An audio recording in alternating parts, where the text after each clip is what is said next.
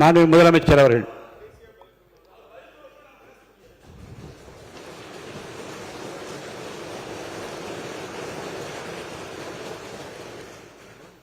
மாண்புமிகு பேரவைத் தலைவர் அவர்களே,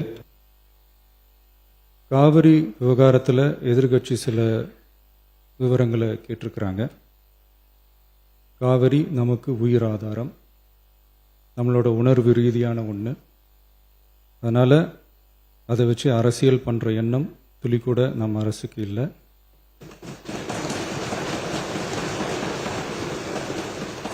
அதுக்கான அவசியமும் இல்லை. மேகதாது விவகாரத்தில் நாம் எல்லாரும் சேர்ந்து தான் தீர்மானம் போட்டோம். அதை நேர்முக கடிதமாக மாண்புமிகு பிரதமர் அவர்களுக்கும் அனுப்பி வச்சிருக்கிறோம். அதோடு நாம் அப்படியே இருந்துடல. ராஜ்யசபாவில் ஒன்றிய ஜல் சக்தி துறை இணை அமைச்சர் மேகதாது அணை பற்றி முழு விவரங்களை குறிப்பிடலைன்னு தெரிஞ்சதும் காவிரி நடுவர் மன்றத்தின் இறுதி தீர்ப்பு மற்றும் மாண்புமிகு சுப்ரீம் கோர்ட் தீர்ப்பு சம்பந்தமான விதிகள் மற்றும் பத்திகளை கோட் பண்ணி மேகதாது திட்டத்துக்கு எந்தவிதமான சட்டபூர்வமான அனுமதியோ நிர்வாக அனுமதியோ வழங்கக்கூடாதுன்னு மாண்புமிகு பிரதமர் அவர்களுக்கு அடுத்த நாளே நேர்முக கடிதம் எழுதினோம்.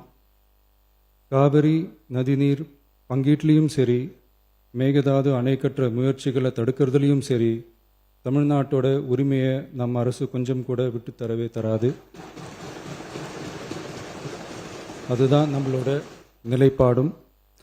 அதே நேரத்தில் கர்நாடகாவில் சில அணைகள் கட்ட ஆரம்பித்ததை பற்றியும் இதே அவையில் 1969 ஒரு விவாதம் நடந்திருக்கு. அப்போது நீர்வளத்துறை அமைச்சராக இருந்தது யார்? அப்போ அணை கட்ட விட்டது ஏன்னு கேட்டு அந்த மாதிரி சீப் பாலிடிக்ஸ்லாம் நான் பண்ண விரும்பலை.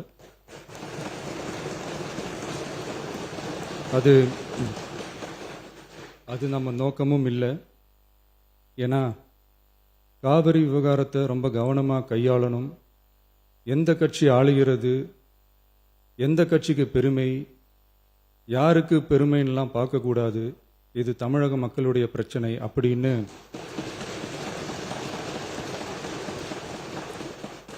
அப்போ இருந்த எதிர்கட்சி தலைவர் திரு கருத்திருமன் அவர்கள் சொன்னதை இந்த சபையில் சொல்ல விரும்புகிறேன். காவிரி பிரச்சனையில் சம்பந்தப்பட்ட 2 மாநிலங்களும் ஒன்றிய அரசும் உட்கார்ந்து முடிவெடுக்கணும்னு 1969 இந்த சபையில் பேசியிருக்கிறாங்க. அதுக்கப்புறம் நிலைமை வேறு மாதிரியெல்லாம் போயிடுச்சுன்னும் நம்ம எல்லாருக்குமே தெரிஞ்சது தான். சட்டப்படி இந்த பிரச்சனையை அணுகிறதுல நாம் உறுதியாக இருக்கிறோம், அதில் மாற்றமே இல்லை. இருந்தாலும் ஒரு அட்டெம்ப்ட் எடுத்து பார்க்கலாம்னு தோணுனது தான் அந்த பெங்களூர் விசிட். அப்படி ஒரு விசிட் பற்றி ஃபஸ்ட்டு யோசித்து கேட்டதும் நான் தான். நாம் பெங்களூர் போக நினச்சதை பற்றி பல ஒப்பீனியன்ஸ் வந்துச்சு. நாம் போக நினச்சதுக்கு காரணம், ஒருவேளை இந்த பிரச்சனை தீர்க்கறதுக்கான ஒரு பாசிட்டிவ் சைன் கிடைச்சா நல்லா இருக்குமேன்னு ஒரு எண்ணத்தில் தான். இன்றைய காலத்தில் பகை நாடுகளை பேசி தீர்க்க பார்க்குறாங்க. பக்கத்து மாநிலத்தோட பேசி பார்த்தா என்னன்னு நினச்சேன்.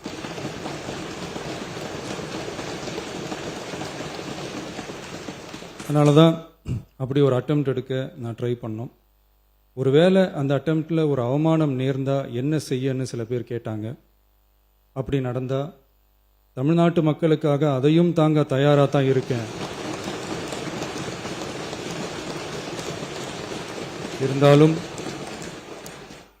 இருந்தாலும் நம்ம மேலே அன்பு காட்டின அத்தனை பேருக்கும் என்னோட நன்றிகள்.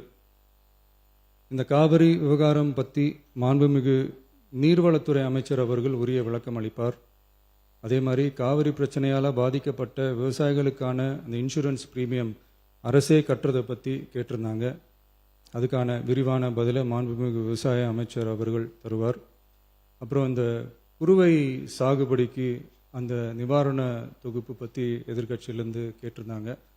அந்த குறுவை சாகுபடிக்கு அந்த நிவாரணம் ஏற்கனவே கொடுத்தாச்சு, வழங்கியாச்சு. இது அரசியலே நாங்கள் தான் அப்படின்னு சொல்லிக்கிறவங்களுக்கு இது எப்படி தெரியாமல் போச்சுன்னு எனக்கு தெரியல.